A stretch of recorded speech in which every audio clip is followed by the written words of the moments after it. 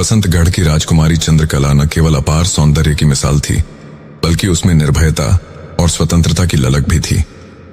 महल की चार दीवारें उसे कभी भाई नहीं। उसे जंगल की हरियाली, पशु पक्षियों की चहचहाहट और खुले आकाश के नीचे सांस लेने की आदत सी थी। एक दिन उसने ठान लिया कि वह खुद शिकार के लिए रुद्र बन जाएगी। वह घना जंगल, जो राज्य की सीमा से सटा था और रहस्यों से भरा माना जाता था। उसके साथ 2 अंगरक्षक थे, लेकिन कुछ दूरी तय करने के बाद वे पानी लेने गए और लौटे ही नहीं। चंद्रकला अकेली रह गई और तभी 5 नकाबपोश डाकू झाड़ियों से निकलकर उसके सामने आ खड़े हुए। तू तो खुद ही हमारे पास आ गई, एक ने घिनौनी हंसी के साथ कहा। हमें तेरे जेवर नहीं चाहिए, बस तू चाहिए, दूसरे ने आंखों में हवस भरकर कहा।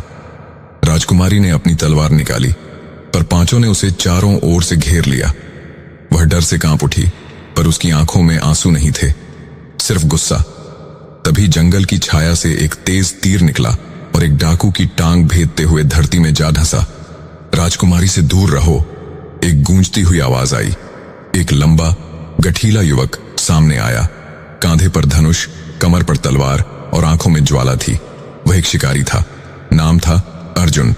एक डाकू चिल्लाया, तू कौन होता है हमें रोकने वाला? अर्जुन ने शांत स्वर में कहा, मौत। और अगले ही पल लड़ाई शुरू हो गई। शिकारी की गति बिजलियों जैसी थी। तीरों से वह 2 डाकुओं को गिरा चुका था, बाकी से तलवार से भिड़ा।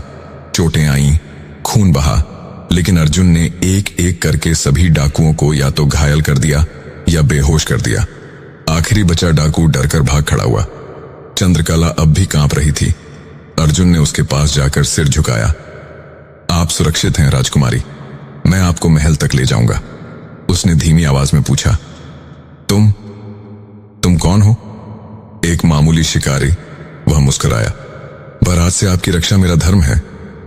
महल लौटने के बाद चंद्रकला अर्जुन को भूल नहीं पाई। उसकी आंखों में जो सच्चाई थी, वह किसी राजसी अभिमान से परे थी। उसने अर्जुन को महल बुलवाया और राजकाज में उसकी सलाह लेने लगी। लोगों ने कानाफूसी शुरू कर दी, पर राजकुमारी ने परवाह नहीं की। महीनों बाद दरबार में एक घोषणा हुई जिसने सबको चौंका दिया। राजकुमारी चंद्रकला अर्जुन नामक शिकारी से विवाह करेगी। राजा सोमेश्वर ने विरोध किया, लेकिन जब उन्होंने अपनी बेटी की आंखों में प्रेम और दृढ़ता देखी तो उन्होंने सिर झुका दिया।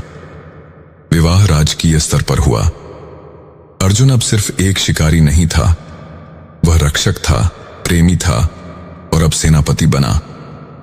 उसने न केवल जंगल की सुरक्षा का कार्यभार संभाला, बल्कि सीमा पर शत्रुओं से लड़कर कई युद्धों में जीत भी दिलाई। अर्जुन और चंद्रकला का रिश्ता न तो जन्म का था, न ही जाति का।